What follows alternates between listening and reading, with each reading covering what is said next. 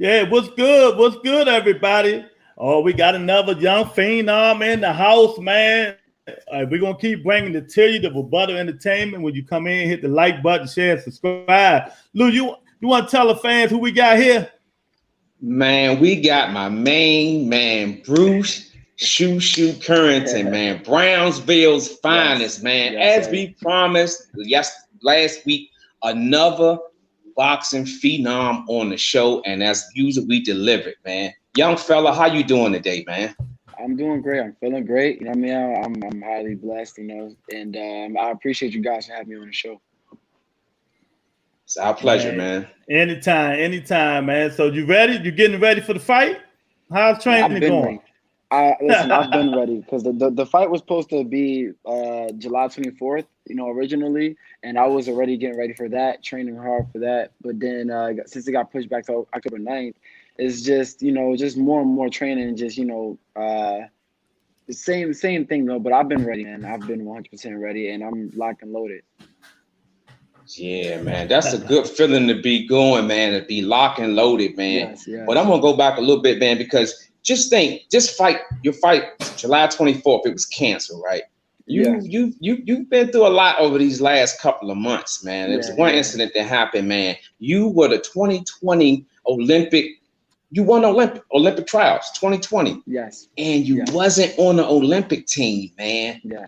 It's a lot of stuff behind that, man. You care to elaborate a little bit on that, man? Yeah, definitely.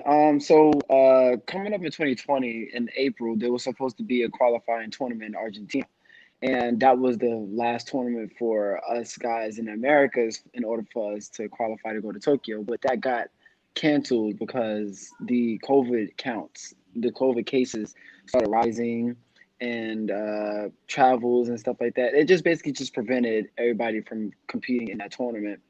So what the IOC did, the International Olympic Committee, they just had us. They had the rankings from the guys of 2019 and brought those guys on the top of the weight classes at that time into the team for 2021 Olympics. And the only reason why they did that was because there was no ranking tournaments in 2020, obviously because of COVID, and there were no ranking tournaments internationally in 2021 before the Olympics. So they just had to go with what they had in the system.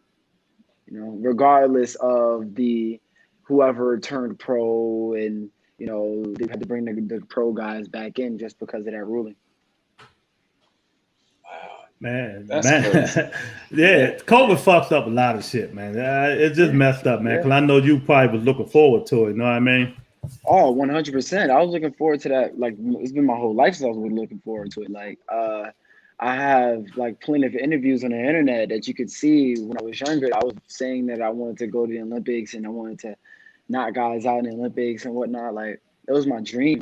I have stable mates such as, you know, uh, Marcus Brown and Saddam Ali. Them guys, I actually literally grew up in a gym training with them guys since I was a little kid, and watching them go to the Olympics. Yeah, I most definitely wanted to go to the Olympics. Like, it was a dream of mine, and I was just one step closer.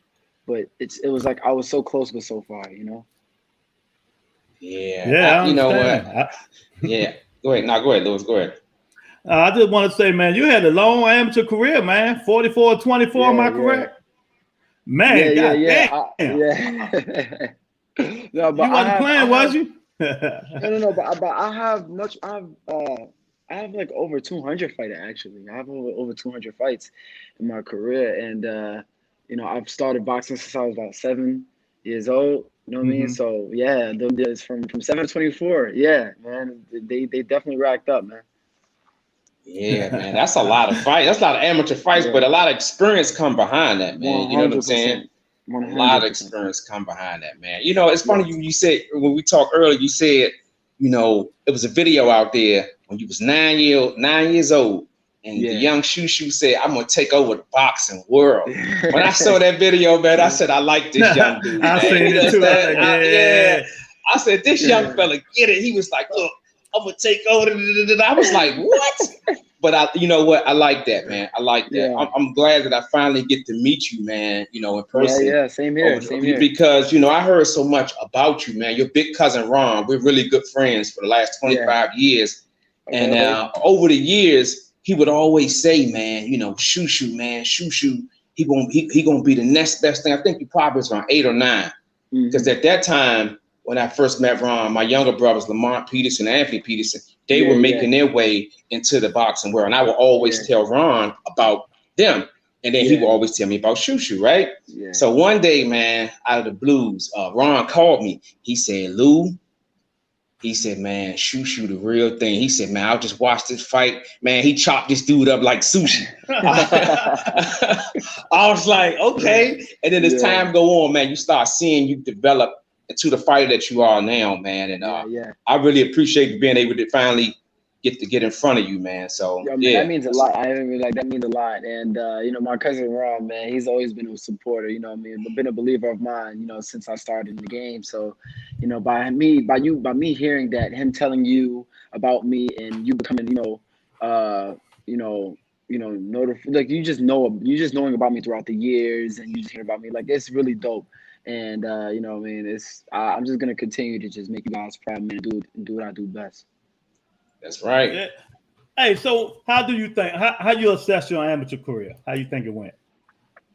It was, I feel like my amateur career went as great as it could, as it could be. 2016, I was the Olympic alternate. So and then I have national championships. Won Olympic trials. I finished the Olympic trials. I started the Olympic trials as the number 8 seed, the last seed, and I went through the competition 4-0 undefeated, and then I finished the competition as the best boxer in the tournament. So I got that award.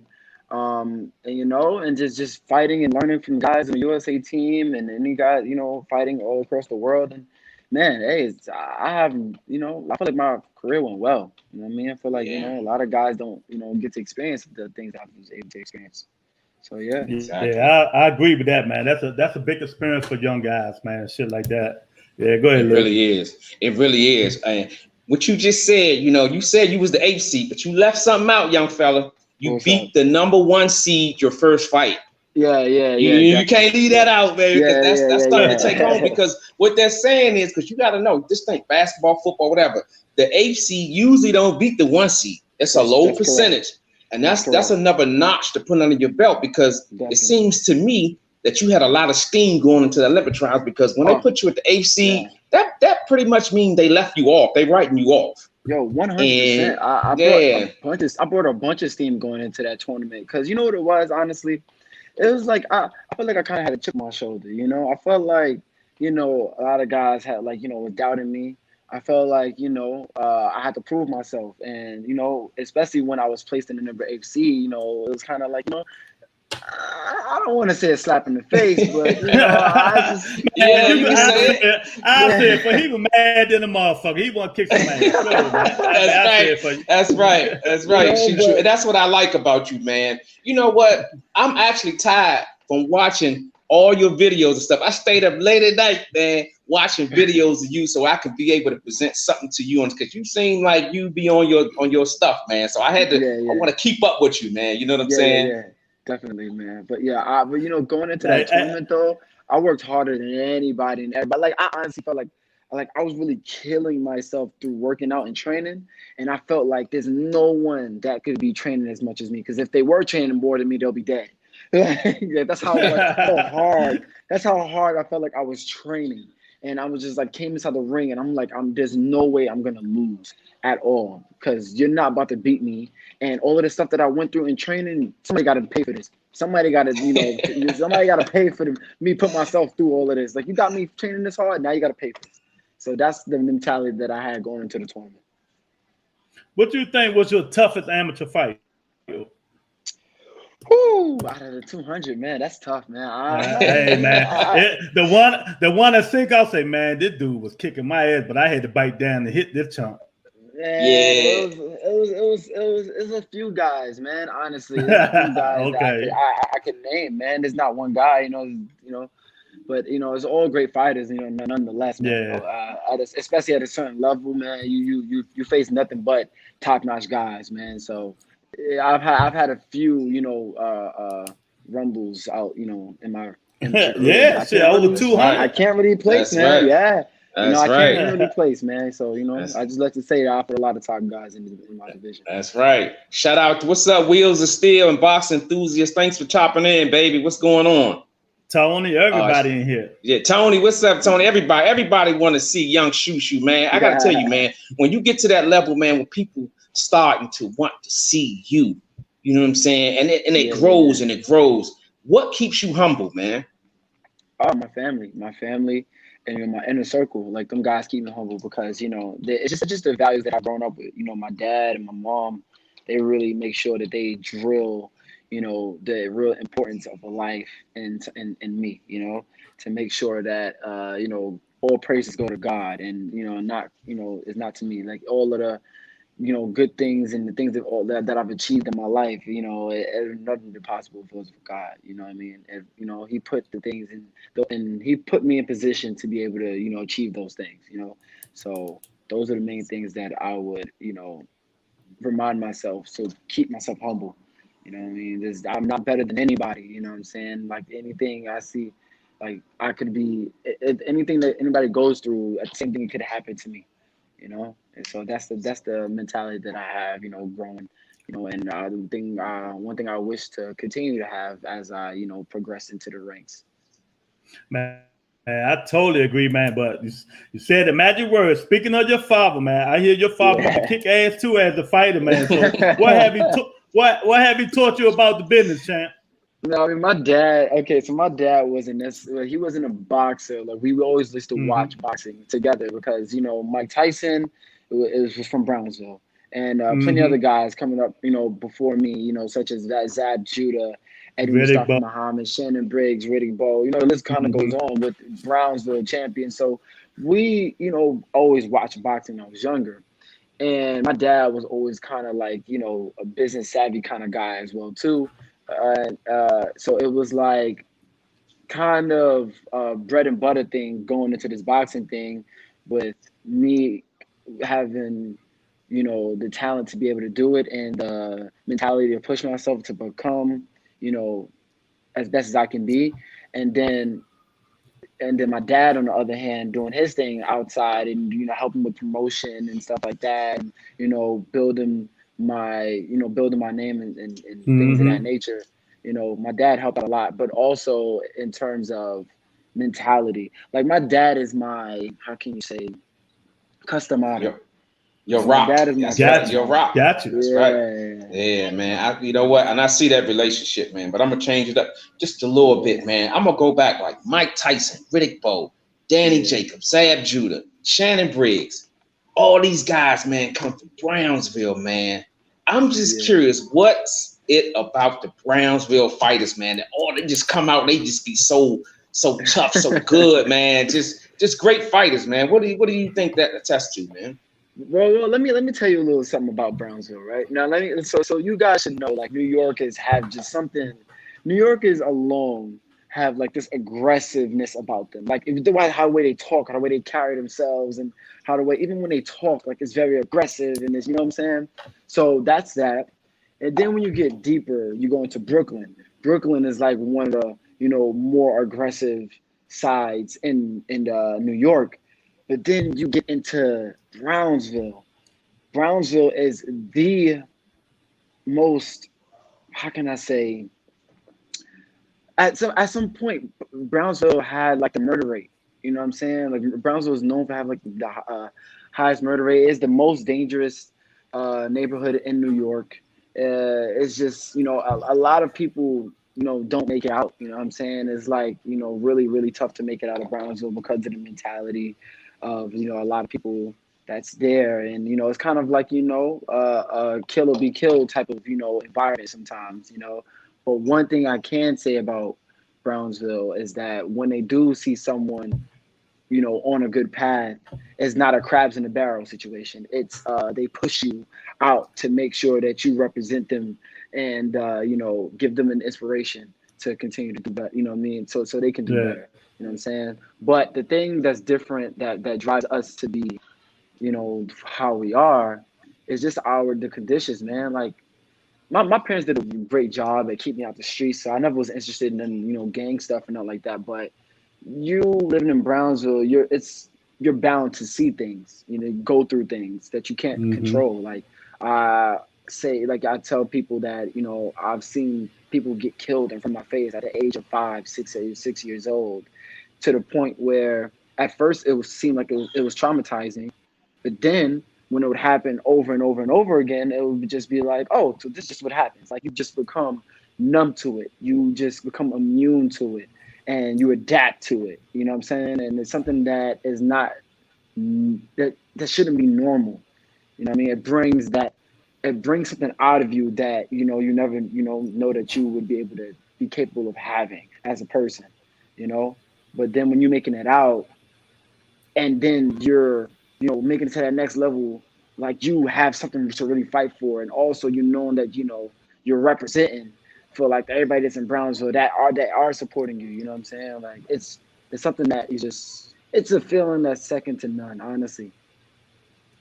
I got you, man. Hey, speaking of Brownsville, man, you know you're around all them tough guys. Hey, I see you training, bro. I see you working out with some dogs. I see Brown Langer. You know, let us know what's going on. The monster, right?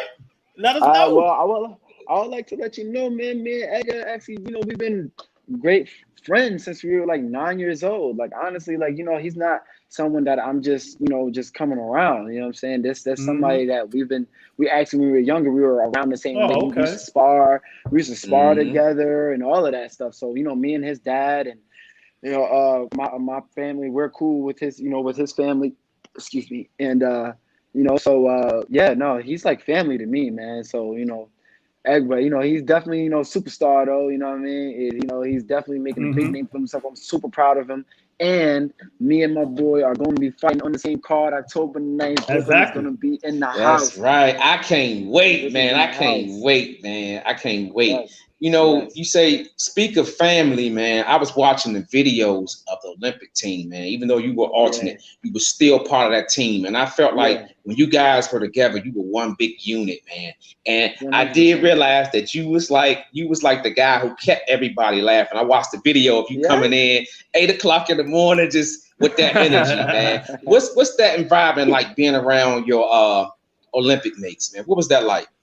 Man, it was incredible. You know, honestly, you know, it was just like, because before the whole Olympic thing, it was, I was on the USA team prior to that, you know? So it was just incredible being around those guys anyway, before I even got, you know, close with them, because, you know, the guys on the USA team. So when I finally got on the USA team with them, it's like, all right, now I know I'm amongst the best. I'm training hard with these guys and yada, yada, yada. You know what I mean? I kind of like a little fanboy a little bit, kind of. You know what I'm saying? Like, it was so cool. Yeah, it was so dope being around them. You know what I mean? So then when, you know, I just, you know, brought my natural energy into it, and I just started to notice how they, you know, just brought me in, and naturally, you know, it was something like I noticed that, you know, everybody just fed off of each other's energy so well, you know what I'm saying? And but you know, it was just one thing I can say, I don't know about any other team, right? But I know this team, that 2021 team, like we were one big family. Like it was like we pushed each other, like we told each other the truth about, you know, we kept the honesty with each other if we were slacking or this and that. We genuinely wanted the best for each other, for one another. You know what I'm saying? We really pushed ourselves day in and day out, night in and night out type of thing. You know what I'm saying? It was like an extreme just one in a lifetime experience, man. And we're still, you know, those of you, anybody that don't know, even though Olympics are done, we're still in great contact with each other. You know what I mean? I had my boy Darius Fulgham and Keyshawn Davis. They were out here in New York a few weeks ago. We were chilling. Then I went to Virginia to chill with Keyshawn Davis as well too for his parade. And then you know, but I can always call them guys, man. I was just on the phone with Richard Torres, the silver medalist, the heavyweight. I was on the phone with him last night. You know what I'm saying? Just chopping it up and stuff. You know what I'm saying? So it was You know what I mean? We're a big family, man. You know what I'm saying? So it's not just a team thing. You can see like outside of us going to tournaments and fighting on the same stuff. You know what I mean? It's not like that. Like we love being around each other, man. We love being with each other. We're one big family. Hey, people don't know. Hey, nothing like a bond towards teammates. Keep that bond Yes, forever. yes. You know what I mean? And the best So in the country and some of the best in the world. exactly. Oh, Hey, man, I feel you, brother. I know Come what you're on. talking about. You Come know on. what I mean? Shit, Come those on. bonds you That gonna remember drive, forever. You know what I mean? that drive So and you motivation is like no other. exactly. So you brought it up. National TV debut. Are you ready, champ? What's going on through your mind? I mean, what is 1 month away? Yeah, it's a month Yeah, away. 1 Man. month. It's a month away. Yeah. Yeah. Actually, one so, month. So what's going on with you? Man, listen, at this point, like I said, I'm locked and loaded, man. I'm not there's no real too much anxiety I can say with me at this point because I've just been so locked in. I've been training so hard, so it's like nothing's gonna really steer me off from losing my focus because like I said, somebody got to pay for this hard training, man. You know? That's right. That's right. That's right. And you got to pay for this, man. That's right. Lou, and let me get this off, Lou. Go ahead.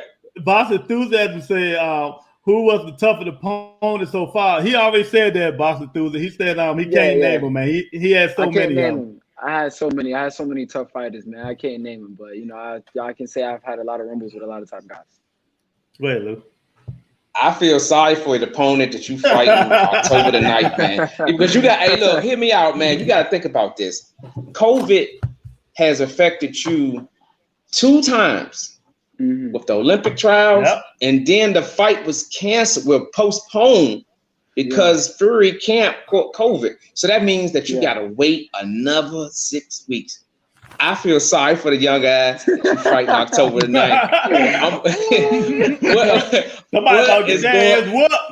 That's right. Yeah. So let me ask you this. When you first heard that it was postponed, what was going on through your mind? Oh, man, it's just the whole reset thing has just killed me because you have no idea. I was already ready. Like training. I was already in. Okay, so what my training regimen was like, I was already in Las Vegas. And the reason the fight was July 24th. I was in Las Vegas July 1st, and I was going to stay out there all the way until time was to fight. And the reason why I did that was because I wanted to acclimate to the weather, acclimate to the altitude, and acclimate to the time difference out there. You know what I'm saying? And the weather out at that time was about 117 degrees, man. Ooh, you're not getting no type of training that's better than that, bro. Like I was sparring with Joshua Greer, Floyd Diaz Jr., sparring guys like in that caliber and, training hard and, next side by side. I was training with Jared Anderson and F.A. at Jogba, training with them guys, man, and just training hard. And that heat and that sun, oh, man, bro, this dude, bro, we were sparring outside in the sun 6 rounds, like drenched. It was tough, hard training, but I started week after week as I was out there, I started to feel my body adjust, and I was just getting better and better and better to the point where I knew that I was gonna crush the competition when it would come July 24th, So when that happened, man, it just sucked, bro. It really, really got me, into a place to where it was just like, all right, I just gotta just recover, relax, recuperate, and just start all over.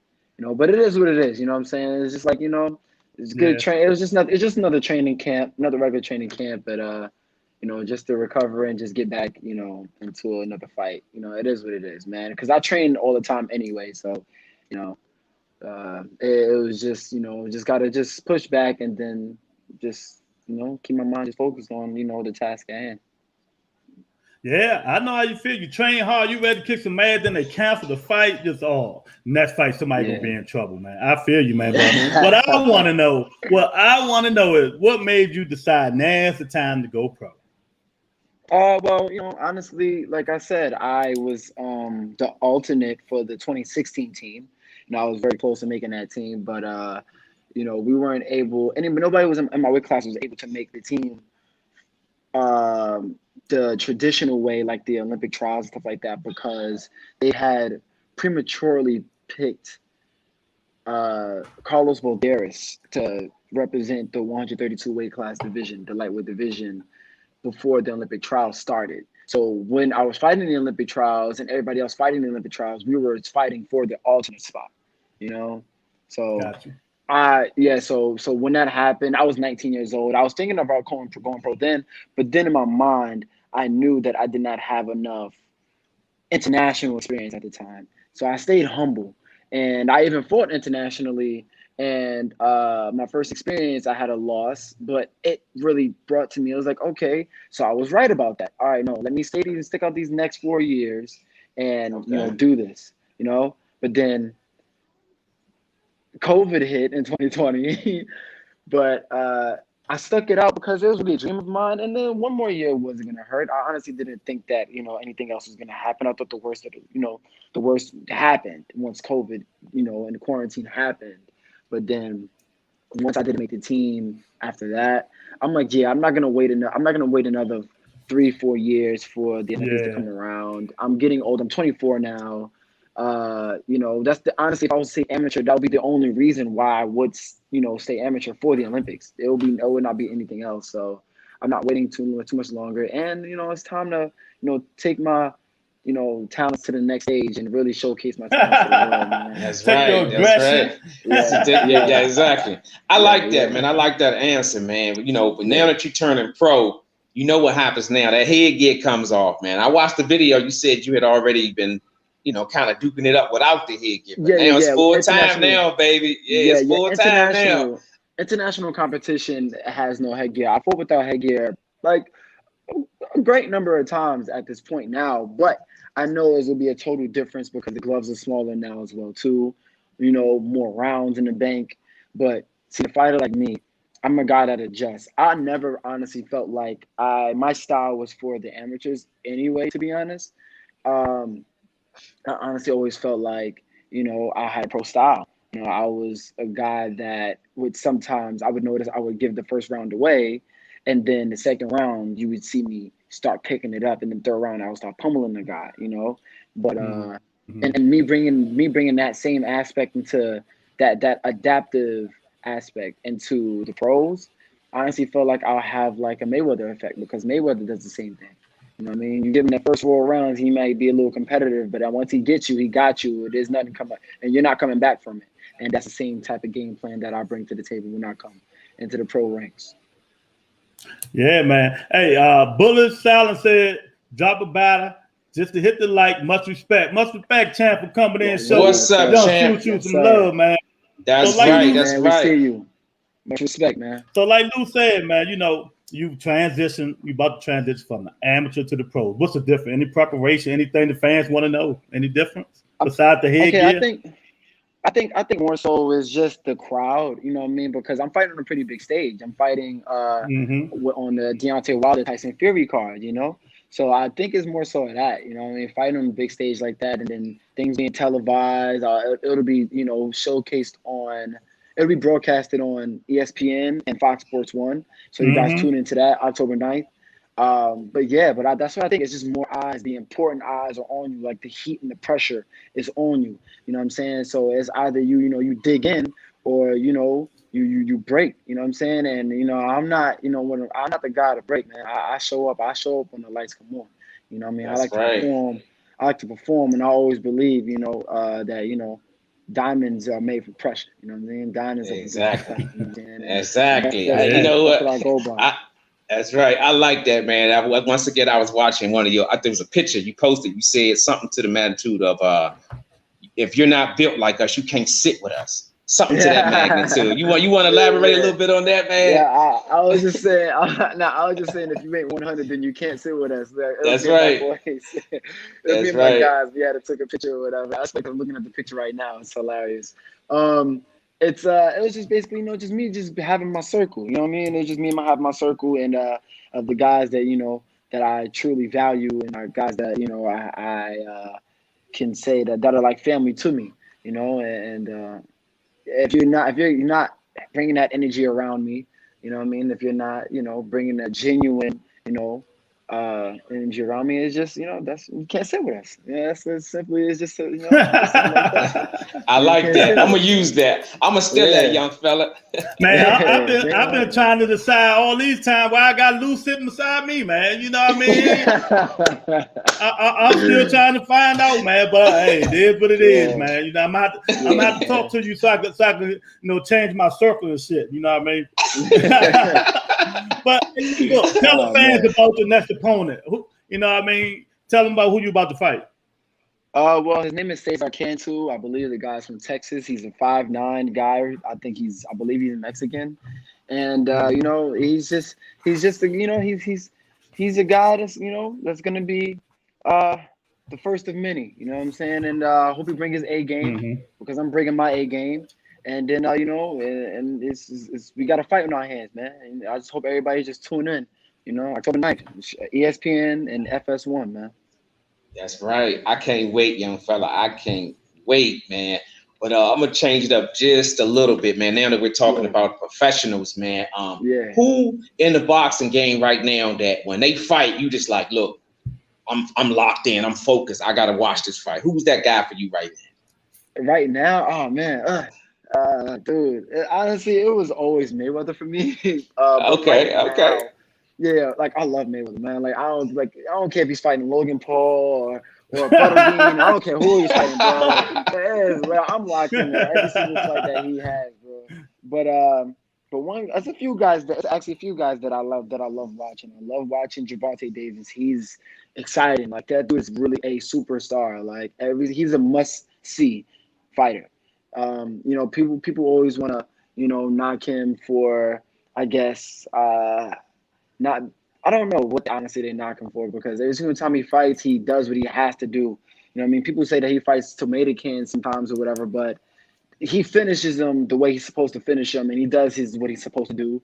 And that last fight that he had, he went up in weight against a very, very tough opponent, Mario Barrios. And the guy was much bigger than him, had size and weight advantage and everything like that. And he showed that championship type of, mentality, man. You know what I'm saying? And finished the job in superb fashion. That guy is a guy to watch that I love watching. Shakur Stevenson. He's like a Picasso, man, when I watch him. He's a work of art. You know what I mean? Just his awareness of his distance and his defense and, great counters and accuracy. Great guy I love to watch. And Lomachenko as well, too. I love watching Lomachenko. Footwork. It's certain things that I love about him is the simple fact that he doesn't have to throw a punch in order to make you feel like he's pressuring you. It's his feints, it's his footwork, it's his, going in and out and then throwing little, throwaway shots to catch you with certain hard shots. It's very methodical, and he's playing chess while everybody else is playing checkers in there. I agree. So, I couldn't agree more, man. He know how to put that pressure and cut the ring off. 100%. 100%. Hey, Lou, he said one thing right about Shakur. He know that distance. He loves. He almost turned to Ringo in the last fight. Hey man. Let me stop, man. Shakur is actually a good friend of mine as well too. Me and Shakur, I've fought Shakur twice. We sparred plenty of times. Using I was in training camp with him when he was training with the USA team for the 2016 Olympics, and he helped me out when I was training for the Olympic qualifiers before it got canceled back before COVID started. Shakur is a great friend of mine. You know what I'm saying? So, but me just seeing him grow and seeing him, getting to the level that he's at right now, man, it's unbelievable, man. I'm super duper proud of that guy, man. And we all is a force. He's a force in that division. I honestly don't see a lot of the top guys beating him. You know what I mean? Like, I would love to see him and Tank fight. Who you got? A lot of the guys. Both of them your friends. I know both of them your friends. Who you got? Putting you on the spot right now. Who you got, champ? Lou, you got the book to write it down, Lou? Hold up. Oh, I keep the pen. Hey, look. Hey, shoot. He tried to whisper, Lou. I know he tried to whisper. This is what we do. Hey, shoot on the Rebuttal Entertainment. When we get guests on the show, we ask their predictions and we write it in the books. I don't write it in pencil. I write it in pen. Write it in the books. Right. So, All right, y'all ready? Y'all got the notebooks out? Y'all ready for this? Yeah, we listening. I'm ready. Uh-huh. All right. Y'all gonna just have to tune into the fight because I ain't saying that. I ain't giving y'all that, man. Look, we grant you a pass, man. We grant you a pass, man. You got a fight coming up, so you all good, man. But what I want to know, man, what do you think make a boxer great? What makes the boxer great? That's a great question. It's a few things, honestly. It's the fact that one thing you have to understand about a fighter alone, forget just a boxer, just a fighter. You can learn how to throw punches. You can learn how to hit the bag and hit the pads, but you have to have the heart to fight. And heart cannot be taught. You know what I'm saying? If you have the heart to fight, you're already far along a lot of guys that I know that are boxers. You know what I'm saying? You're a legit fighter. But now what makes you a great boxer is just, striving to be the best, you know what I'm saying, in your ability, you know what I'm saying, striving to be better than yesterday. You're your own competition. You're your own competition.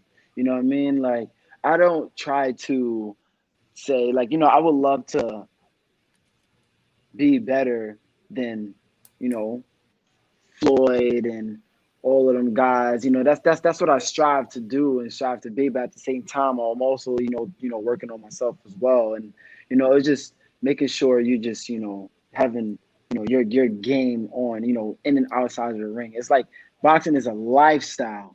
That is something that I notice, like, a lot of fighters sometimes don't realize, because they'll be training for a fight, and then once the fight is over, they're out partying and, not training and do whatever. Like, no, this thing is a lifestyle, bro. You know what I'm saying? This is something this is something that, you live with. This is something that you eat, breathe, sleep boxing. You know what I mean? And the understanding of that makes a great boxer. Gotcha. I got you. Man, that's great. Hey, this young man humble right here, man. This young man right here, he get it, man. He get it. It's always working, man. But I want to take this time to give a shout out to my man, your big cousin Ron. What's up, Ron? Love you, brother. Yes, man. Yes. That's big right. Ron, man. Big cousin. That's right. So I'm gonna give you two names, right? Yeah. And you tell me what they mean to you and what they've meant to you out in and out the ring. Teddy Atlas and Pat Russo. Oh man. I love those guys, man. Definitely. So Teddy Atlas, right? Teddy Atlas, he's one of the guys that I can say was really influential to me in coming into, because I trained out of the Cops and Kids boxing program. The first time it was at first called Atlas Cops and Kids Boxing Club, but now it's called NYC Cops and Kids Boxing Club. But Teddy used to always come around the gym and just give me pointers. He was the type of guy that, he would notice the good in you. He would notice the good things that you do, but then he was like, but at the same time, you're doing this wrong. Like, he would never leave out the mistakes. And those are the important things that helped me, inside the ring. And also, he had this thing to where he would translate the things in the ring into real life.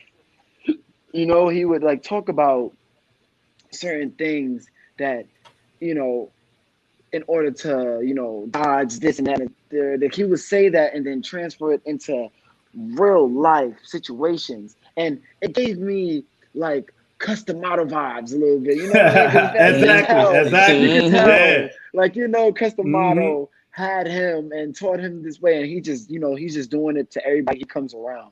He was, like, a real genuine guy. His focus was always on, bringing the kids off the street, because that's what my gym is for. My gym is free. My gym is a nonprofit gym, and just ran by the police. And Teddy Atlas helped, with that.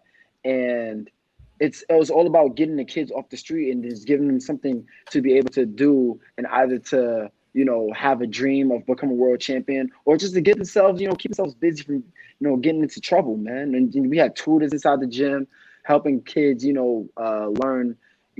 Just helping with their homework and passing tests and getting good grades and getting them off to college and many things, man.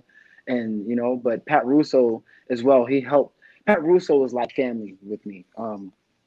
he is like, it's so much I can say about Pat Russo.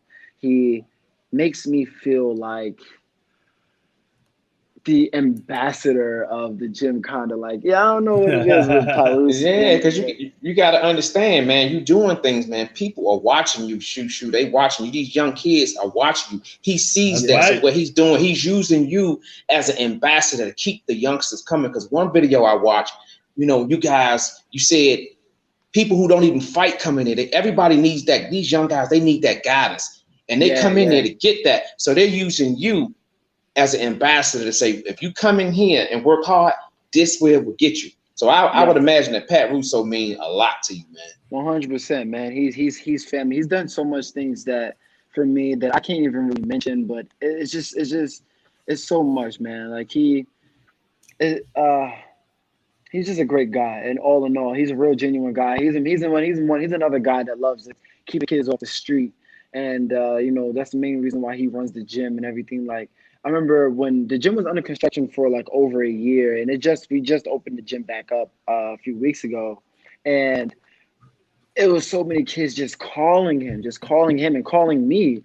When is gym open back up? When is gym open back up? When is it opening back up? But just because they wanted to get off the street and wanted to keep themselves busy and doing something like that alone proved to him that what he was doing was good, it had an effect. You know what I'm saying? And me seeing that he had that type of influence, man, and having that drive to want to, genuinely keep the kids off the street, you know what I mean? Even in poverty-stricken areas, man, I have a totally different respect for him. You know what I mean? And he just inspires me just become, someone like him. Man, I got you, man. Man, how can you not like Teddy Atlas? Man, like this guy here, Shoo. Look, see, this guy here, he a hater. You know what I mean? I hate Teddy Atlas. You know what I mean? and I'm gonna tell you why he hate. I'm gonna show you why he hate Teddy Atlas. You know what I mean? Do you know this guy here? You know what I mean?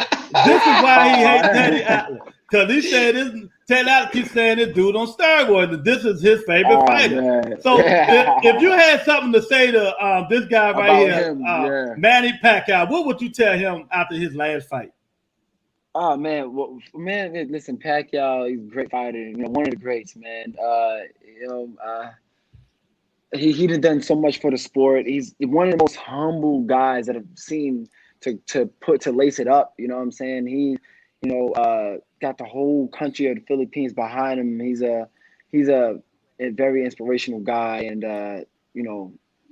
always an entertaining fighter, just a boxer alone. But hey, we know all that, man. What you gonna tell him? We want to know what you gonna tell him after his last fight. If you go up to him right now and say, Manny, what would you say to him after his last fight? I'll just say, he had a great, he had a great fight.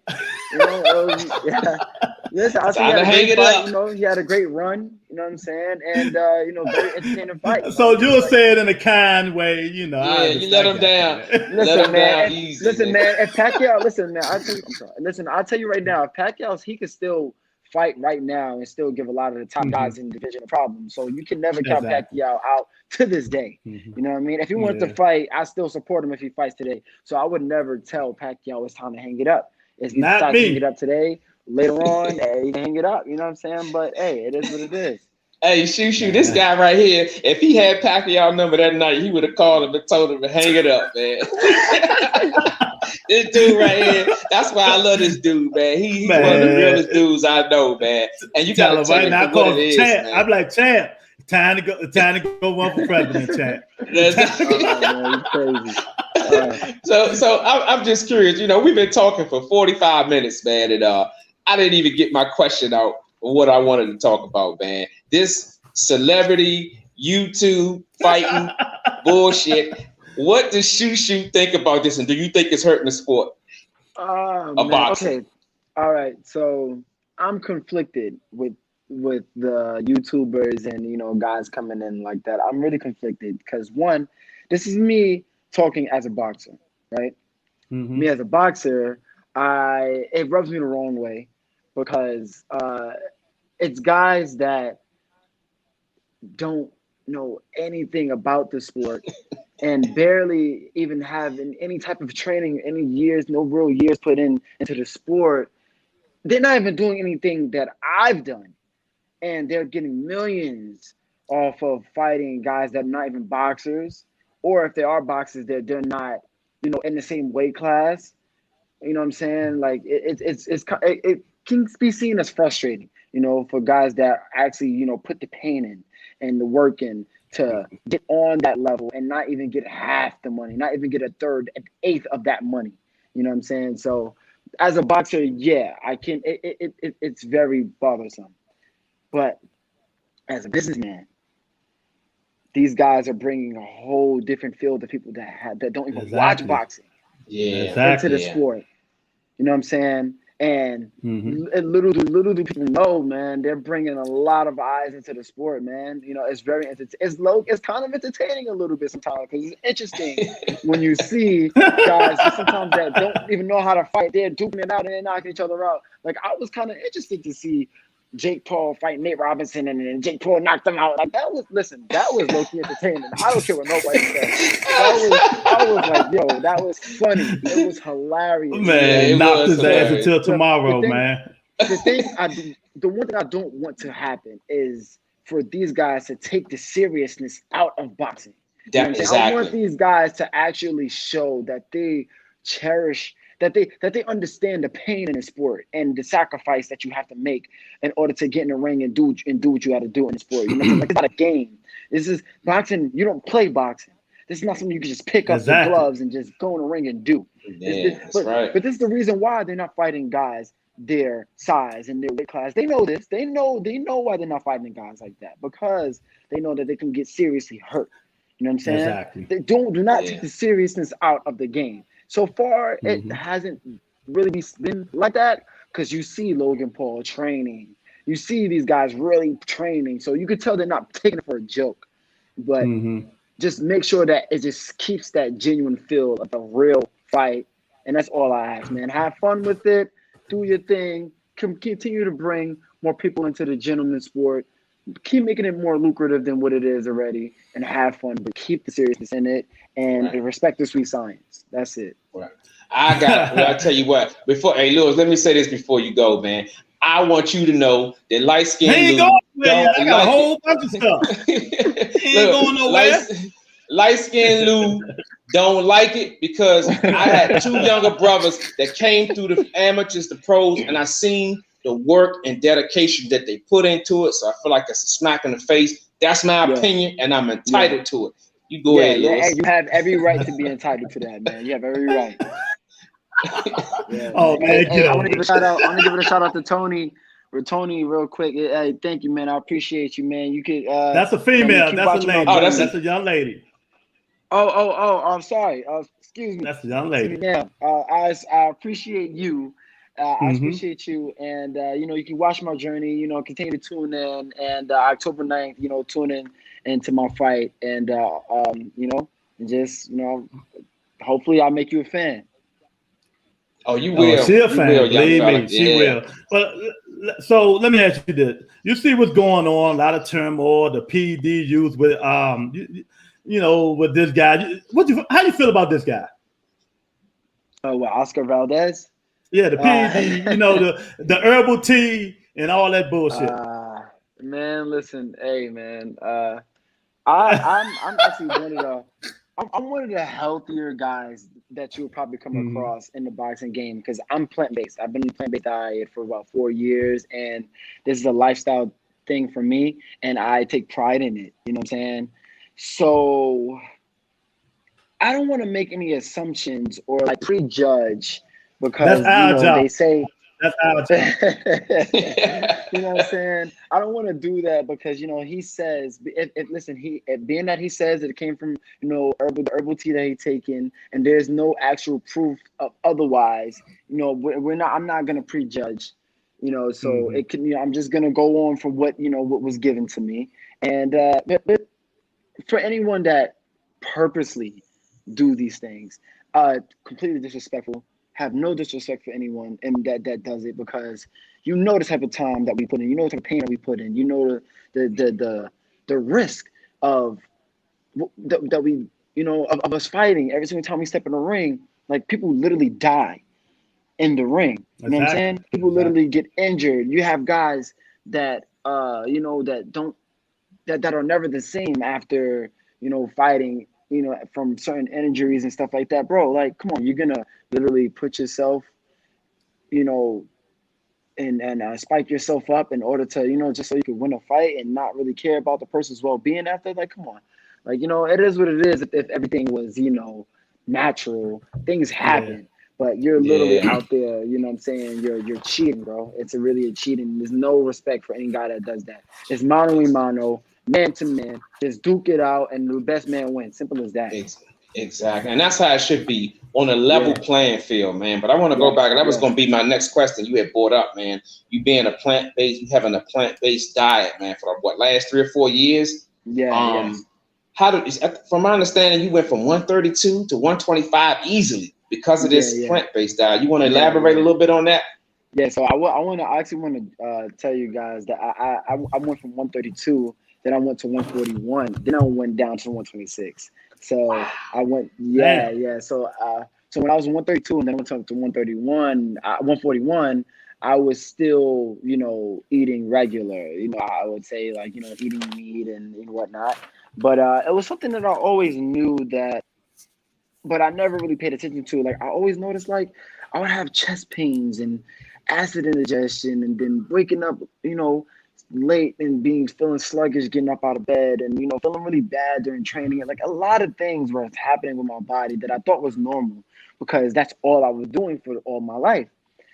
So, but one thing I watched, me and my dad, we watched this thing called What the Health on Netflix, and it just kind of broke down a lot of things, and how the human body is not like the carnivore's body or omnivore's body, and the things that we put in our body is, you can't function properly because of that. You know what I'm saying? Like, it's one thing, instinctively, that people don't want to accept or really think about.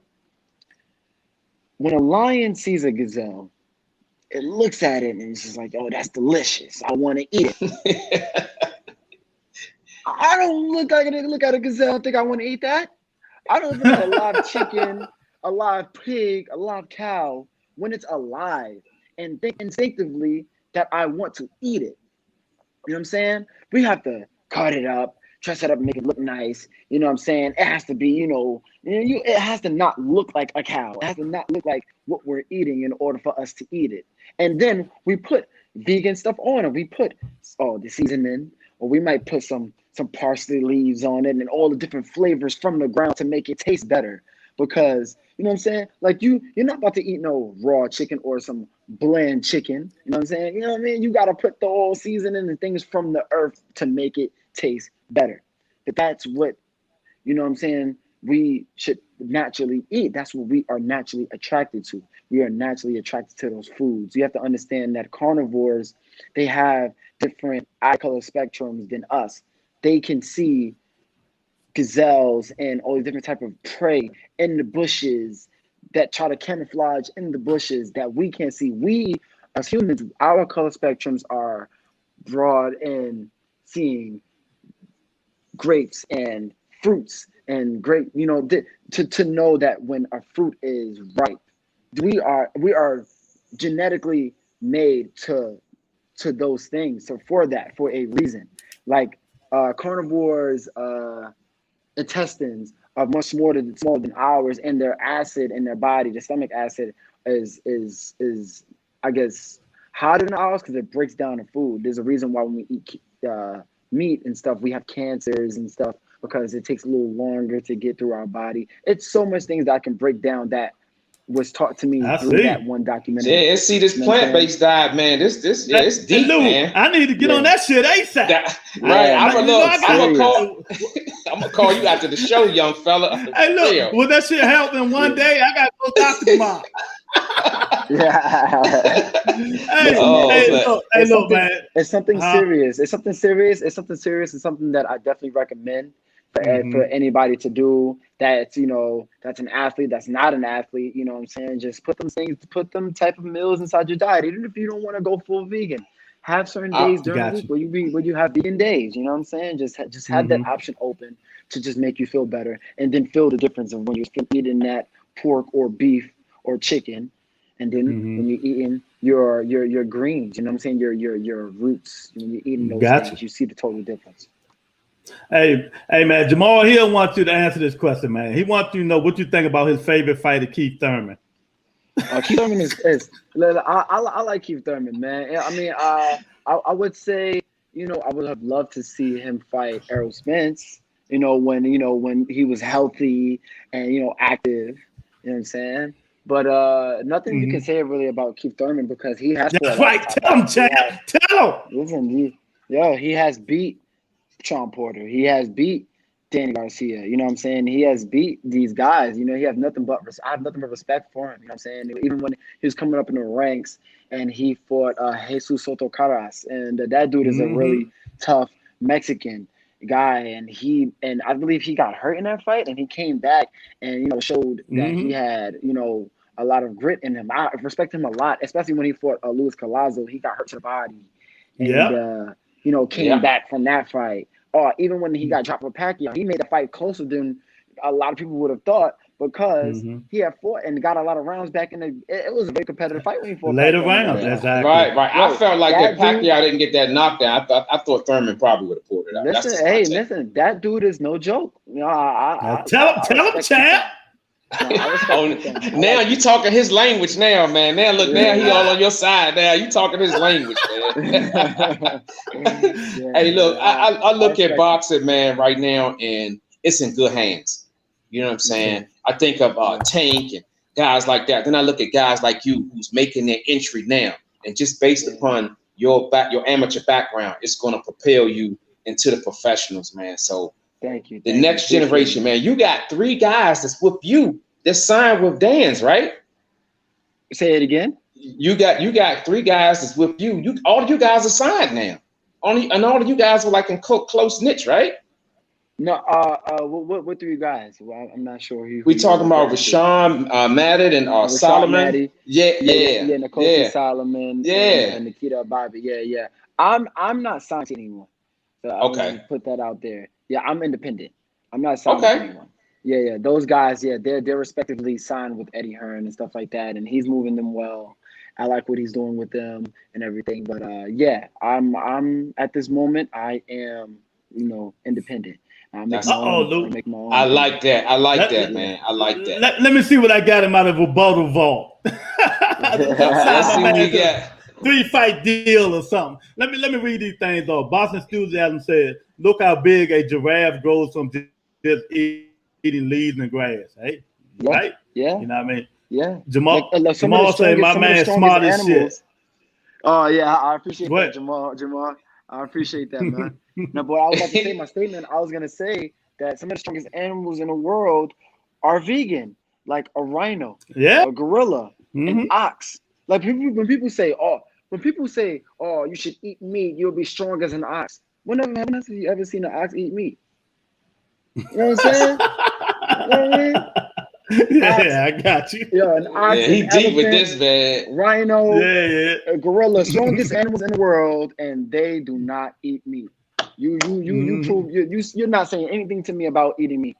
Anything. Nothing, huh? People, I love this interview, man. Ain't nothing like having a smart, healthy young dude on the channel. That's right. You know what I mean? Exactly. Listen, one last thing I want to point out there for everybody, just food for thought. I want to put out there for everybody, man. Everybody keep talking about, you need your protein and stuff like that, put your meals to eat and things like that. And people, when they say protein, they refer to meat. Where do you think the protein comes from? The only reason why the meat has the protein is because those animals are eating from the grass. The grass and the fruits are your protein. And the animals have that from the grass. So why cut out the middleman? Eat straight from the source. Eat the proteins from the source. I'm definitely going to. I'm going to lock that number in, man. I'm going to get some tips from you. You're going to get a call. You're going to get a call from me, man. Yeah. So, Now, man, go let ahead. me say this, man. Let me read one more thing, man. You know, we done had you on for an hour, man. You giving us this knowledge. You about to fight in the under the spotlight, and Boston Theodore say, yeah. "Oh, see, he can talk this shit all day." Plant-based is the future. There's more protein in peanuts than any meat. Tell them, Boston Enthusiast. Correct. That's 100%. You know what I mean? But 100%. man, dude, you got any other questions? Nah, man, I'm all questioned out, man. This young guy, man, he going to the next level, man. Give him his flowers, Luke. Man, and you know, I got a part of the show, man, where I like to give people their flowers while they're here. Every person that came on this interview, with us, I gave them their flowers. I don't want to wait till 10 years down the line. I'm gonna give it to you now. From the day your big cousin told me about you, man. You know what I'm saying? It's always been wheeling in my head.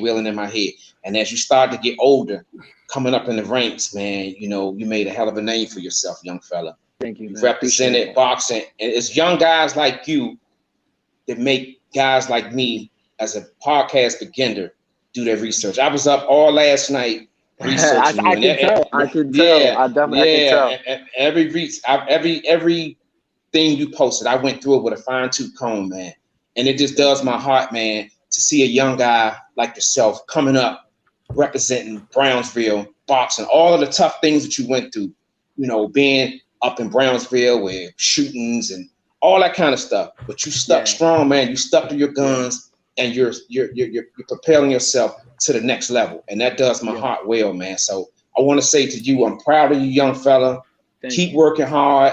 Thank you. Stay focused. And just stay on the path, man, and know that whenever you want to get something off your chest, man, you can come here to the Rebuttal Entertainment and get it off your chest, man. Whether you about to fight somebody and you want to beef with them, you want to send something to them, guess what? You come right here and you give it to Big Lou or Light Skin Lou, and, man, we will take care of you, man. I'm proud of you, young fella. Keep doing what you're doing. October the 9th, make them pay, because guess what? They made you work extra hard, dog. You 100%. Make them pay for the Olympics. You make them pay for the, the postponement of the fight, man. You go get them, and that's my flowers right there, young fella. Thank you, I appreciate that, man. Hey, you know what's so funny? When you was telling me to come whenever I feel like I need to get some off my chest and come on a podcast with y'all, I felt like I was getting a death row speech. Come to death row. I was getting that speech right there, man. I ain't gonna lie. Yo, that joke is dope. I appreciate that. Hey, look, the only thing, we ain't got, we can get them there, put the guns behind you and force you to come. That's death row there, baby. They wasn't playing there, champ. Yo, man. Hey, that was look, man. Anytime you want, man, anytime, and then your friends, we trying to get them all on the show, Belango, whoever, man, they welcome here. You know what I mean? Especially you, you know what I mean? You like family. Exactly, man. You like family, man. So is there anything you want to tell these guys, any social media you want to put out before you go? Oh, yeah, 100%. You guys can definitely follow me on Instagram at Bruce_Carrington. My Facebook is Bruce Carrington Jr. And I have a documentary out, guys. It's called Brownsville Born. Brownsville Born. And you can look it up on brownsvilleborn.com. It's just, crash course of, who I am, about my life, the ups and downs that I've gone through, about gun violence and everything like that. And, it's something very inspirational. It's something that I hope you guys are tuned in to watch, and I hope you guys will like. Anytime, man. In the last comment, man, Jamal Hill say, stay focused, stay hungry, my man. You will be on top. Believe that. You have a fan in me, brother. Have a fan of all of us, man. Appreciate that. Thank you. Thank you so much, man. So, I appreciate it, man. Thank you. We got your back, man. We'll be rooting for you, champ. That's right. And I'm gonna call you, young fella, because I gotta get that. I gotta get that plant-based diet, because hey, look, you moved me a little bit with that. So I'm gonna hit you up, young fella. Yes, sir. Yes, sir. All right, brother. Man, we appreciate it, man. Thank you, man. Thank you. Thank you for having me. Anytime, brother. Yeah, people. We had the young phenom on. We got the young phenom on. You know what I mean? He teaching us how to eat. He gonna show us how to fight. October the 9th, man. You know what I mean?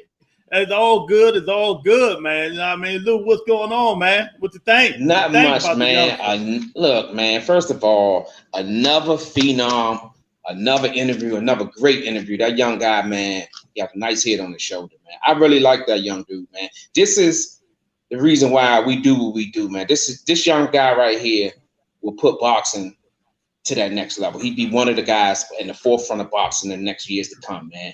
And it does my heart well to see we're getting these guys young, early. So when they get on, make it, man, they might come back and holler at us, man. That's one thing I like, man. He seemed like he'll be humble and come back and grace us with his presence, man.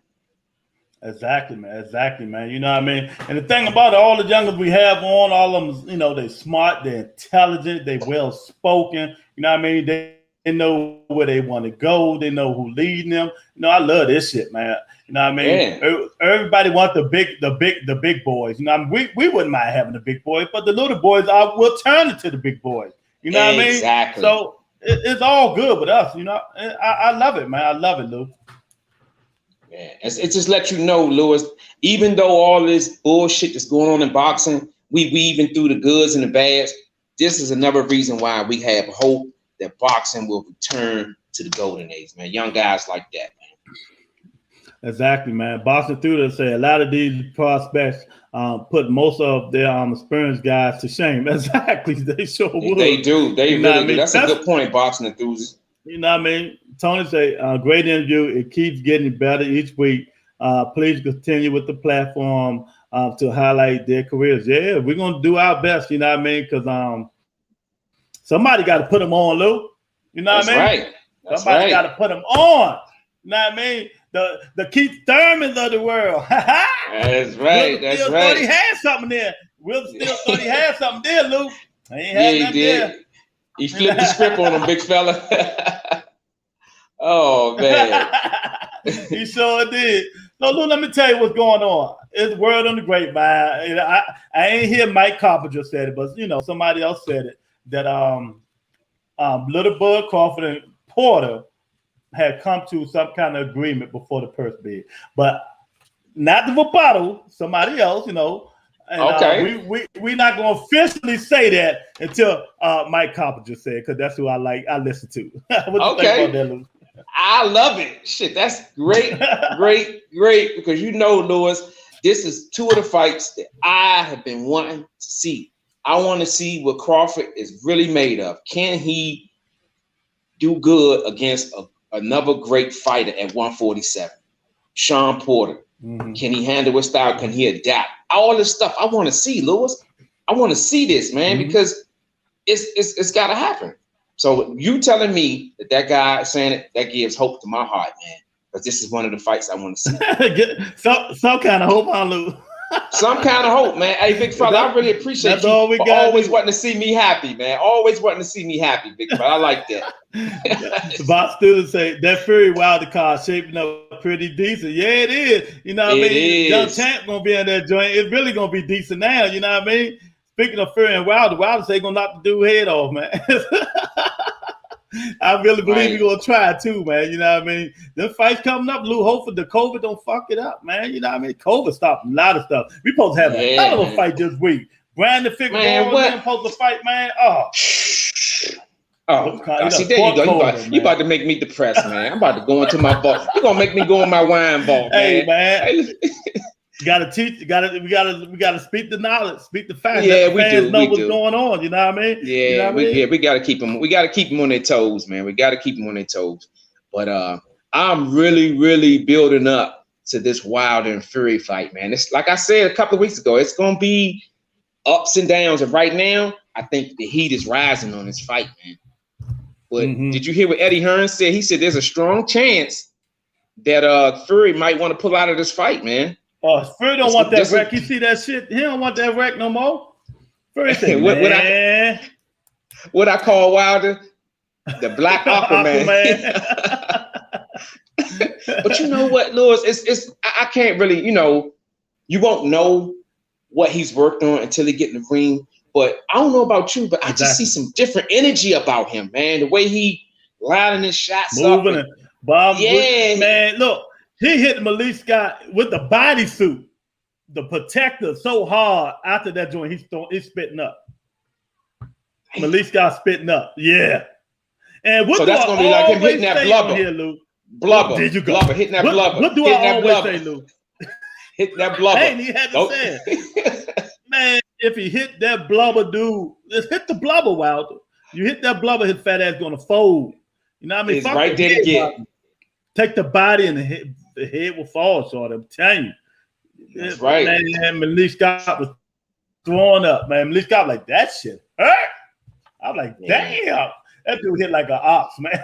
Yeah, he do. But you know, it's gonna be good to see, man. I hope and pray that none of these fights get canceled because I want to see my man Young Shushu because he on the undercard. I want to see him his first professional fight October 9th, man. I'm really looking forward to seeing this young guy represent. And that card is gonna be good. So I would hate to see that card not happen. This would be good for us to recover from this bullshit with the WBC boys fucking it up for everybody. This will bring us back. I'm serious. Come on, Lou. Hey, look. What you call them, Lou? The WBC boys. Yeah, all of them. The alphabet boys.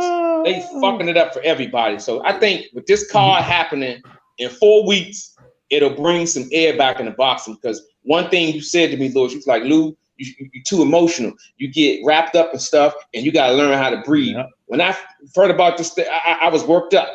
And he told me, look, chill out, man. You got to learn how to take the good with the bad. So guess what? I'm going to listen to you. I'm going to take the good with the bad, and I'm going to wait for this fight to happen. How about that? Yeah, you got to woo side, man. You got to woo side. Shit, we ain't getting paid for that shit. Boxing Enthusiast said, what do you think about Malik Scott as a trainer, Lou? I wouldn't call him a top level. I see him as like a B level trainer, man.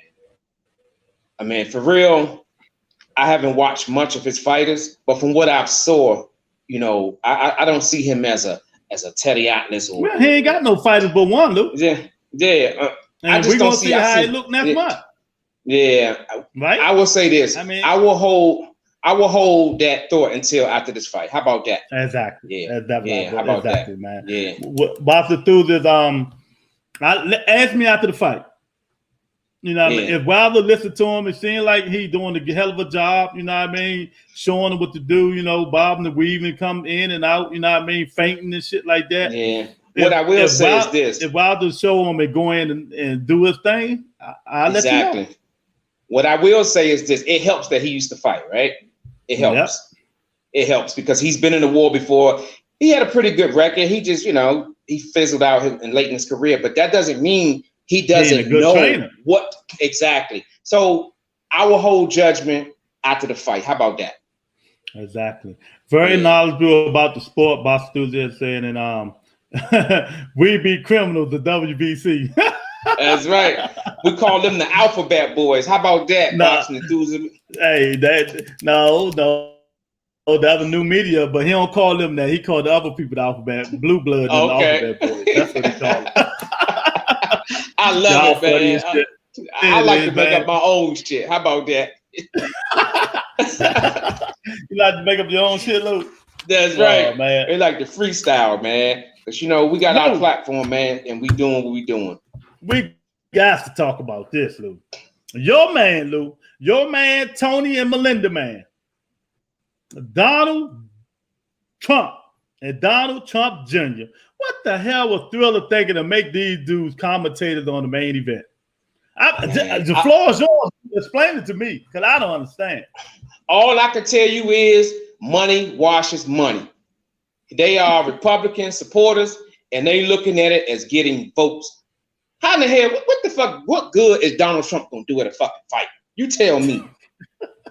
What are you going to do at a fight, Lewis? Nobody wants to see him. Right, what is he going to say? Okay, you promoted, they had fights at your hotel. Okay, what do you know about boxing? What's the purpose of it? I mean, come on, man. What's the purpose of it? But other than political gains, man, think about it. They probably got to think the owner of Triller probably is a Republican supporter. So what better stage than a boxing match to be like, look, let's try to grab some votes. Even though this is not what's going on in America, but boxing is all that shit entwines with each other.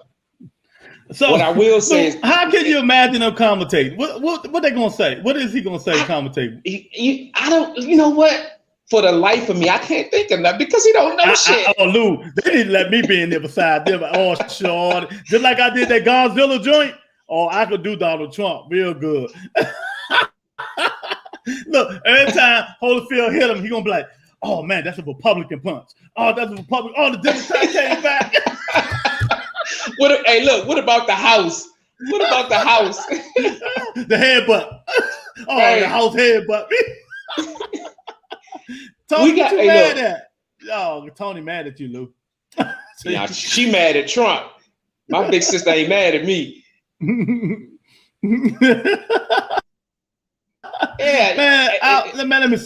Man, I'll tell you, man. What do you think, Snoop Dogg? He part of Thriller ownership. So what? He ain't got no say in this. Hell no. He owned a small percentage, man. Come on, man. He ain't pulling no weight like that, man. He a part of it, but at the end of the day, man, them big wigs is not gonna let no outsider come in and be able to dictate who and why and when. That ain't gonna happen. You know that, especially in boxing, man, where nothing is governed. Everything is like freestyle, man. That ain't gonna happen. See, but guess what? Let's let it happen. He gonna make a fucking fool of himself. How about that? Let it happen. And let me say this: that's how rich people stay rich. You know what I mean? Because he know bringing Trump in go bring a lot of people in to watch the fight. You know what I mean? I might not be once, but he gonna bring a lot of people in to watch the fight. And Tony said, you know, Trump, this is huge. See? Snoop will be high just to deal with the BS. Nah, Snoop ain't going to fuck with Trump like that. Holyfield is 58, other guys 54. You know what I mean? It's just crazy, man. Because when I seen that, I'm like, what the hell Donald and Donald Jr. going to be doing? Commentating on a motherfucker boxing match. Thriller got to be out there, damn man. You know what I mean? They're not going to be. They're going to commentate, but their main idea is they're politicking. They're getting votes. Mm-hmm. That's what they're doing. Mm-hmm. This is what because when they announced it, everybody on Twitter, it was all on Twitter. So that you know what that means? Ratings, people subscribing, you know, to the little pay-per-view. I don't even know how much it costs because I probably be behaved, man. I might glance in. I ain't even watch. That's what I leave Lou for. That's right. That's right, man. Hey, look. Oh God, man, that shit, Lou, man. I'm telling you, Sean, that shit crazy. I'm taking the good with the bad. That's one of the bads that we got to navigate through, and we're gonna have to talk about it. So I'm just gonna take my meds. How about that? For these next 3 months, I'm gonna make sure I take my meds. For that shit, you're gonna need about three Monster Energy drinks. And Mauricio Sulaiman gonna say, man, like that Lewis on PEDs. Oh shit. Oh my God. He gonna say life can lose on PD because you know it equal PDs, you know what I mean? Oh my God, this shit, man. I tell you, you can't make this shit up, Lou. And Lou, you know what else you can't make up? Think about this. Triller, remember we were talking about the Comboso Teofimo fight, right? Mm-hmm. So they finally fighting in Madison Square Garden somewhere out there, right? October the 4th, Lou. Guess what day that's on? On Monday. Okay. Now, Marvin say it's gonna be Monday because that's gonna be watching that, and Monday Night Football is on. Right. They got a raw deal. They got a raw deal. They got a raw deal because you said the magic word: Monday Night Football. Exactly. Ain't nobody watching no fight on no Monday. It ain't you. don't even be in fight mode on the fucking Monday. You football. Look, I think the owner of Thriller, he like, man, this shit been going on so long. Let's just put these motherfuckers on TV and get it over with, man, and move on. And look, then the purse bid for Porter and Crawford supposed to be the next day, Tuesday. So he probably like, man, well, not that way. Well, this Tuesday coming up, but you know, he probably like, let's get this out of the way that we can concentrate on, bidding the purse. You know what I mean? Man. So what you saying is he just said, just screw it up, and whatever day it lands on, it lands on. Exactly. And it landed on a Monday, and you know damn well people ain't gonna be watching that shit. You know what I mean? That's a raw deal, man. That's a raw deal. Yeah, exactly. You know what I mean? Tony said Trump will be trying to gather supporters for 2024. Exactly. Boss enthusiast say Trump and Snoop gonna be commentating. Can you imagine that our couple? Oh God, nothing compared to the NFL game, man. I'll tell you, boy. Lou, you can't make it up, brother. You can't, man. You can't make it up. But I'm not gonna let it dampen my mood. We had another great phenom on the show tonight, man. And I'm gonna ride this into the sunset. I'm gonna take this good, but the bad that you just said, that shit with Donald Trump and Triller, I'll take that, the good with the bad. How about that? 60% good and 40% bad. I'll take that. Is the good? Is that bad, Lou? It's that bad, man. You got a fucking old president, a guy who just fucked this country up. You're gonna have him on TV watching, talking about our boxing. So now I gotta watch the shit with shades on. Shit, I gotta make sure I try to feign this dude out, man. Shit. Hey, that should be easy to you. You do everything else with him on. Yeah, but that white spot, man, that'd be hard to miss, man. Oh shit! Two, and not on one white spot, two white spots. It's gonna be a dot, Lou. Yeah, man. Oh, Lou, stupid. That one white spot. That one white spot, man. But we got good boxing coming on, man. You got Usyk and Joshua. There's some good fights coming up. And like you said, Porter and it's gonna happen. I'm gonna close my mind on that. It's gonna happen one way or the other. One way or the other is gonna happen. You know what I mean? Right. And so we ain't even worried about that, man. But I don't know, man. I don't know, Lou. I don't know, man. Even though that fight's gonna happen on a Monday, I think it's gonna be good, Lewis. I gotta stop looking at the surroundings of the fight and look at it for what it's in itself. The quality of the two guys is gonna be in the ring. And I think they're gonna run because there's a lot of bad blood. This is a recipe for a great fight because both of them fathers like to talk shit. It's a recipe for a good fight. How about that on a Monday? You know what? Fuck it. I just be one TV on in the back, one TV on in the front. I'm just gonna get my little sprint on going from the room back to the living room. Hey, you can burn some calories doing that shit, huh? Exactly. And then we look, you adjust to whatever you hear. You hear, oh, a punch, you like, oh, you run over there. You hear, you run over there. That's what it is, man. Yeah, man. Hey, man. I don't believe it, but you know, this America, man. Everything happening. All this buffoonery ass shit going on in here, man. And now you got to deal with the Donald and boxing. I mean, come on, man. You can't make this shit up, man. Then he said, Mike Tyson scared the shit of Evander Holyfield. He's running from him. He don't want to fight. You know what I mean? That dude from Thriller crazy, man. Right. You know look, he's just trying to hype it up for the fight to happen in this backyard. Just think, if he get Tyson rattled up, that works in his favor. Oh, I want to fight him, man, and that works in his favor, man. That fight I wanted to see happen months ago, but it ain't gonna happen. Let that shit go, man. Holyfield needs to just sit his ass down, man. I hate to say that because he was one of my great fighters, man, that I like, man. But then when they keep doing this, you keep fighting, man, it makes you lose a little perspective. All of them. Right. You know what I mean? It's just crazy. And like I said, if they sanction that Reddy Bow and Lamar Odom shit, they ought to be bull whipped. You know what I mean? Because somebody gonna get seriously hurt, and it ain't gonna be Reddy Bow 500-pound ass unless he catch a stroke and fall down. You know what I mean? Yeah, man. Your body ain't designed to be that old taking those kind of punches, man. I don't give a fuck how good you are and how good you were. Your body ain't designed at this age, man, to be taking them kind of punches, Joe. Sit that shit down. If they need me, light skinned Lou, to make a PSA announcement, I don't care. I'll make it. They don't know where I'm at. Shit. They don't know. Shit. But no, man, it's just I hate to be in a position where I gotta say something bad about a guy who I once respected. You know what I'm saying? In the sport, man. You sit your ass down, man. You know? Like you say, if you don't want to say it, your big brother will. That's Just right. tell him. That's I ain't got no cut card. I said, hey, look. Holyfield, sit your old ass down and go fucking retire, man. Yeah, and all those fucking kids, go play with your kids. Right. You know, hey, look, this me get hurt.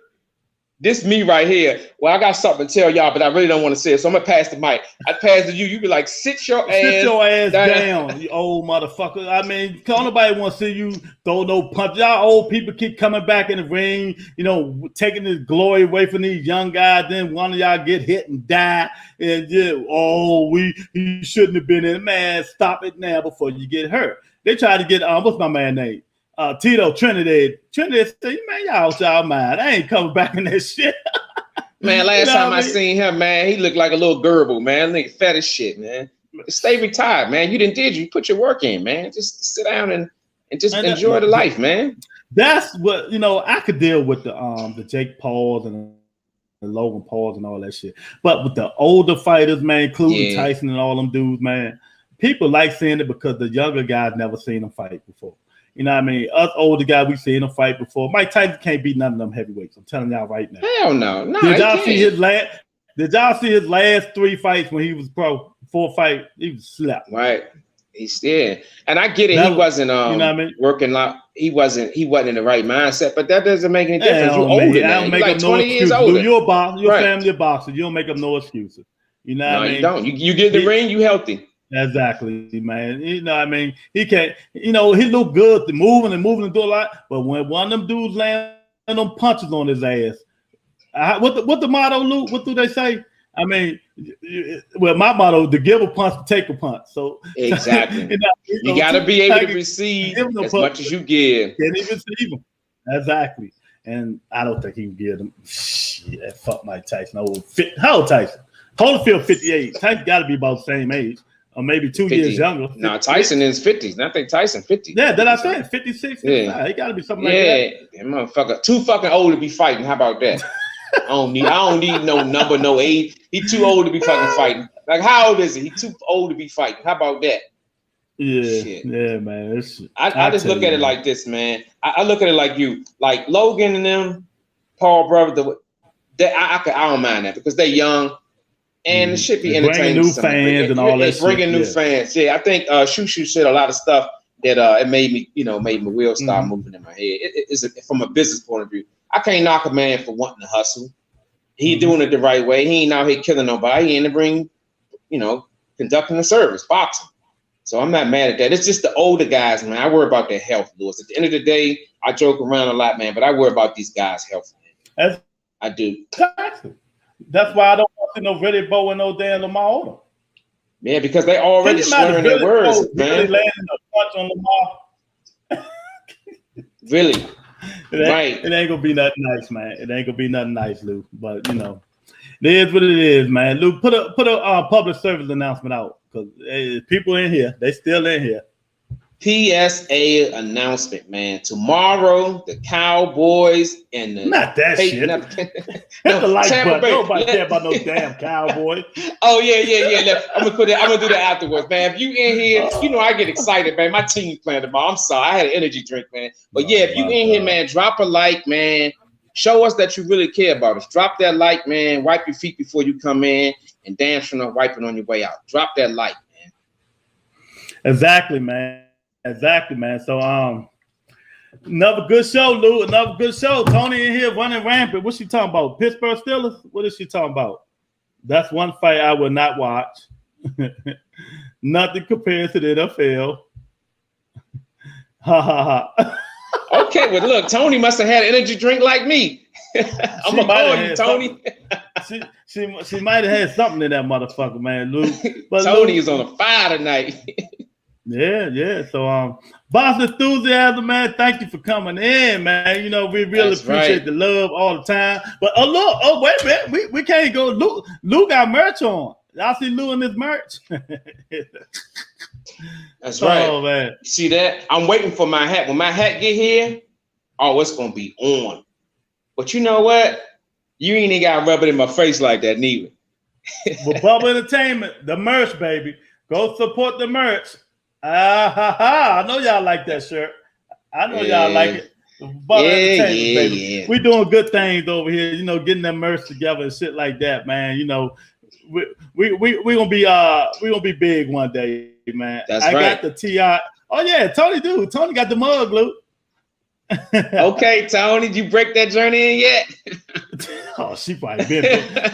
She been, Joe. Tony drank coffee, tea, all kinds of shit. But man, let me say this, man. I really appreciate it. We had another young phenom in the building, man. We in here just talking shit about boxing and up and coming shit. Tomorrow, the Cowboys play the Tampa Bay Buccaneers. Tomorrow at 9:00 sharp. She said, absolutely, Lou. tomorrow at 8 or 9 o'clock. You know what I mean? Light-skinned Lou team. You know what I mean, Lou? All right, before we go, what's your prediction? What you think on the outcome? Like, give us an assessment of the game tomorrow. My Dallas Cowboys is going to play hard. It's going to be a tough game. Do I think we're going to win? We got a chance. But as you look at the records, when we predicted back in the day, I said we were going to lose that game. But I'm just looking forward. I think it's going to be a good game. I think the Cowboys are going to come out swinging. I think at the end, Tom Brady and the Bucs are going to be too much. I'm a Cowboy fan, but I'm also a realist. I don't make predictions with my heart. I make it with my mind. And I think right now, Tampa Bay is the better team. They're better coach. They have a better quarterback. They got a better defense. They're just an all-around better team. They got more weapons. And I just think Tampa Bay going to be a little too much for Dallas. Yeah, and that's why they play to win the game. But before we leave, y'all, we gotta keep our sister in prayer. You know, Melinda goes surgery tomorrow, so we're gonna keep our sister, my twin, in our prayers. Hopefully, she comes through successfully.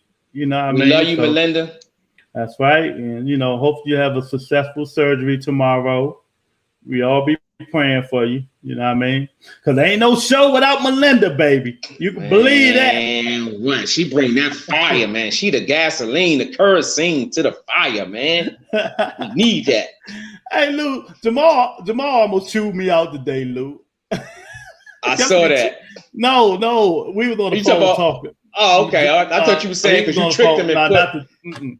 Not that. So Jamal threatened me, Lou. He said I can't take the show off. He say sit in the house on the bed all day long, wait for Wednesday. wait for what's happening in America. I said, nah, we ain't taking it off. We're just doing some assessment. You know, we're gonna see what's going on. Yeah. I ain't gonna take the show off, you know what I mean? But it is what it is. Yeah. I was explaining to him, but he said that's his heart. So I got the plug, man. We got you, man. We got you.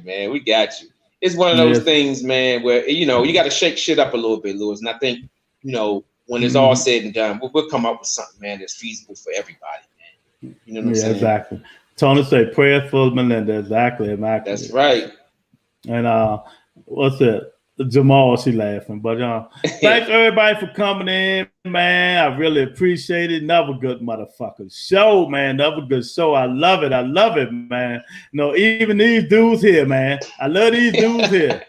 That one. That's right. That one. You know what I mean? And the herbal tea. You know what I mean? I'm gonna keep these dudes right here for a minute. That's right. But thank you for coming out, y'all. We'll see y'all tomorrow. Tomorrow I'm gonna be on early, because we ain't going against no Thursday night football. That's a damn show. What time are we talking? I don't know, maybe about 7, 6. Probably 6, 5:30, 6 o'clock for about an hour. You know what I mean? Okay. Then we can watch the pregame. Then we can watch AB go catch about 20 touchdowns. You know what I mean? You can have that. Man. We watch AB catch about 20 touchdowns, man. But, thanks again, everybody, for tuning in, man. Next week, another great one, you know what I mean? We're going to try to get – Lou, you got to let the dude younger know, man. We're trying to get Edgar Belang on this thing. You know what I mean? Already on it. You got to get on it, Lou. We're trying to get the monster on this thing. Huh? Hey, look. Gotta get on it. Stop bullshitting. Get on it. I'm on it. We need the monster. You remember on what was that movie with Eddie Murphy, man? Trading Places, man. At the end, the little dude was like, extra primo. He said, I'm on it. I'm on it. That's right. I'm on it. Because I watched that video. I said, oh, him and Edgar? Okay. I'm like, oh, man. Yeah. There's a lot of people going to have on this show. You know what I mean? Then people going to start tuning in and love the Rebuttal Entertainment. You know what I mean? But, that's right. Thank you for coming in. You know what I mean? I'll talk to you guys tomorrow, Lou. All right. Peace. All right. I got it. If you give it to me, I'll give it to you. And I know what you want. You know I got it, baby. If you give it, I got it. If you give it to me, I'll give it to you.